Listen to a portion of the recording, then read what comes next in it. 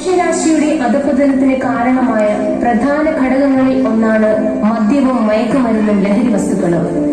ലഹരി പദാർത്ഥങ്ങൾക്ക് അടിപ്പെട്ടു പോകുന്നത് വഴി ജീവിതം വളരെ മോശമായ നിലവാരത്തിലെത്തുകയും അത് ആത്മഹത്യയിലേക്ക് വരെ നയിക്കുകയും ചെയ്യുന്ന ഇന്നത്തെ സമൂഹത്തെ പ്രതിനിധീകരിക്കുന്ന ഒരു കുടുംബത്തെയും വ്യക്തികളെയും ഇതാ ഞങ്ങൾ നിങ്ങൾക്ക് മുന്നിൽ എത്തിക്കുമ്പോൾ ഹൃദയപൂർവ്വം സ്വീകരിച്ചാലും കരുതൽ.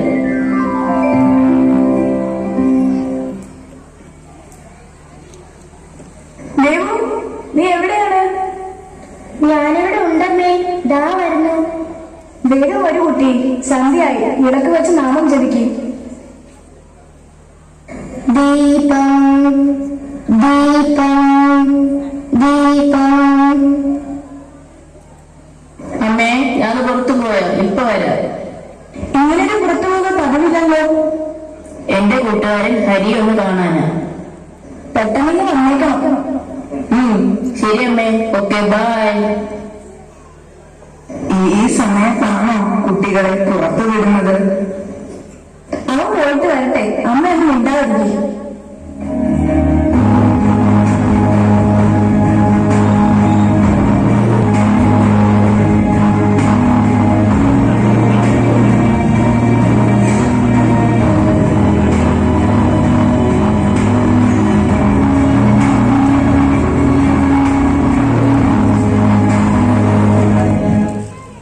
എടാ രാജു, നീ എനിക്ക് തരാമെന്ന് പറഞ്ഞ സാധനം കൊണ്ടുവന്നോ?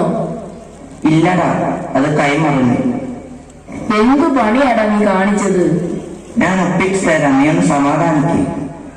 അത് കിട്ടിയാൽ പൊന്നു മോനെ നീ സ്വർഗം കാണും. ഇങ്ങനെ മായാലോകത്ത് പറന്നു നടക്കും.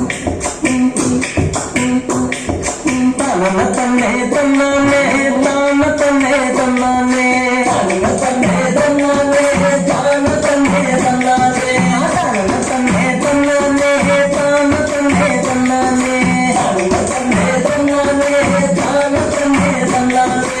അല്ലതിന്റെ കാശും പോലെ കടപ്പുറത്ത് വിടുമ്പോഴേ തന്നെ തന്നാനേ, താന തന്നെ തന്നാനേ. ഉത്തിഷ്ഠരം കൗസല്യ സുപ്രജാ രാമപൂർവ സന്ധ്യാ പ്രവർത്തത്തെ. ഉത്തിഷ്ഠരശാർദൂല കർത്തവ്യം ദൈവമാന്തികം.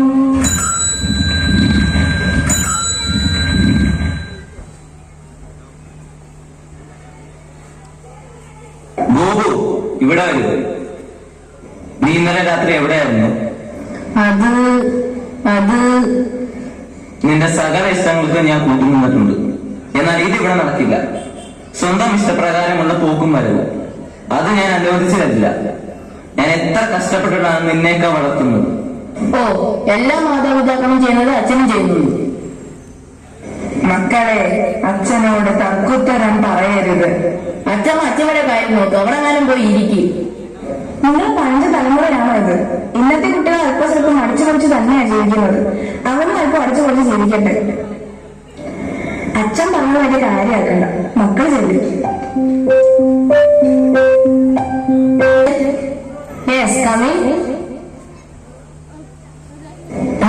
കൊണ്ടുവന്നു പണം ഞാൻ കൊണ്ടുവന്നിട്ടുണ്ട്. എത്രയായാലും പറഞ്ഞാൽ മതി. പണം അതെനിക്ക് പുല്ല. എന്റെ അമ്മ ഞാൻ ചോദിക്കുന്ന പണം എന്തിനാണെന്ന് പോലും ചോദിക്കാതെ എനിക്ക് തരും. ഓക്കെ അളിയ, സാധനം ഞാൻ തരാം, ഈ പണം തന്നാൽ മതി. Keep silence.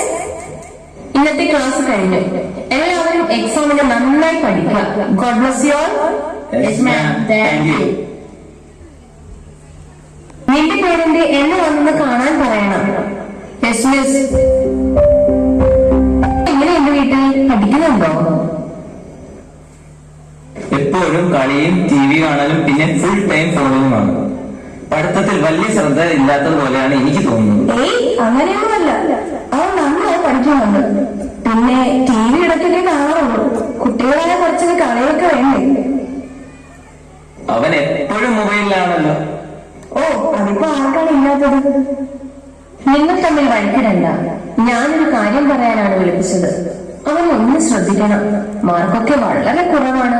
മാത്രമല്ല ക്ലാസ്സിലെ ചില സംസാരങ്ങൾ എന്റെ ശ്രദ്ധയിൽപ്പെട്ടു. കൂട്ടുകാരുമായുള്ള അമിതമായ കൂട്ടുകെട്ടും ഫോൺ വിളികളും ഒക്കെ ഒന്ന് ശ്രദ്ധിക്കണം. എന്റെ മോനെ എനിക്കറിയാം, ടീച്ചർ ആവശ്യമില്ലാത്തതൊന്നും പറയണ്ട. എന്റെ മോൻ നല്ലവനാണ്, അവനെ ആവശ്യമില്ലാത്തതൊന്നും പറയാൻ ഞാൻ സമ്മതിക്കില്ല. കുറ്റപ്പെടുത്തിയതല്ല, നാളെയുടെ വാഗ്ദാനമായ ഈ കുഞ്ഞുങ്ങളെ നേർവഴിക്ക് നടത്തുവാനുള്ള കടമ മാതാപിതാക്കളെ പോലെ തന്നെ ഞങ്ങൾക്കും ഉള്ളത് കൊണ്ട് പറഞ്ഞതേ ഉള്ളൂ. ആ ഓക്കെ.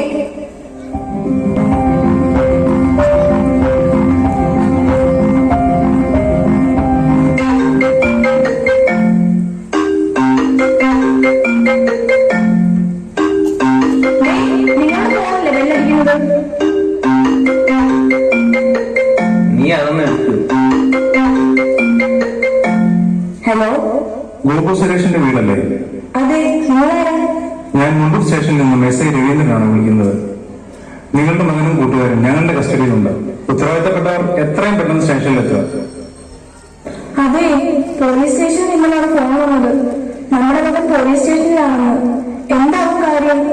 ഒന്ന് വേഗം വാ, നമുക്കിപ്പോ അന്വേഷിക്കാം. മക്കളെ, എന്റെ പേരക്കുട്ടിക്ക് എന്തു പറ്റി? ഒന്ന് വേഗം ചെല്ലൂ. കയ്യും കാലും ഒക്കെ വിറയ്ക്കുന്നല്ലോ ഈശ്വര. വാ പോകാം, വേഗം എഴുന്നേൽക്ക്.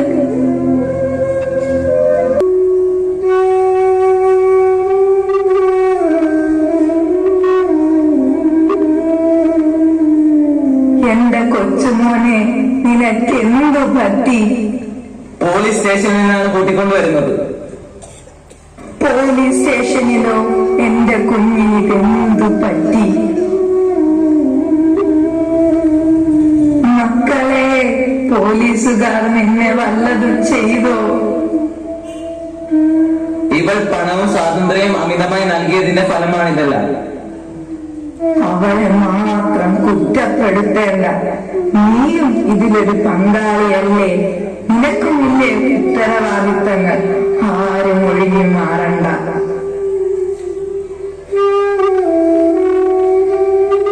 എന്റെ മക്കളെ, ഈ വൃദ്ധയ്ക്ക് നിങ്ങളോടാണ് പറയാനുള്ളത്.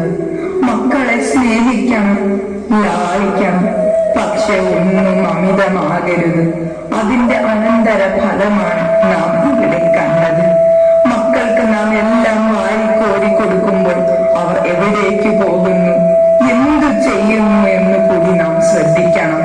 മദ്യത്തിനും മയക്കുമരുന്നിനും അകപ്പെട്ട് മൂല്യബോധം നഷ്ടപ്പെടുന്ന ഒരു തലമുറയാകാതെ മനുഷ്യബന്ധങ്ങൾക്ക് വില കൽപ്പിക്കുന്ന കുരുഭൂതരെ ആദരിക്കുന്ന, മുതിർന്നവരെ ബഹുമാനിക്കുന്ന ഒരു നല്ല തലമുറയെ വാർത്തെടുക്കാം.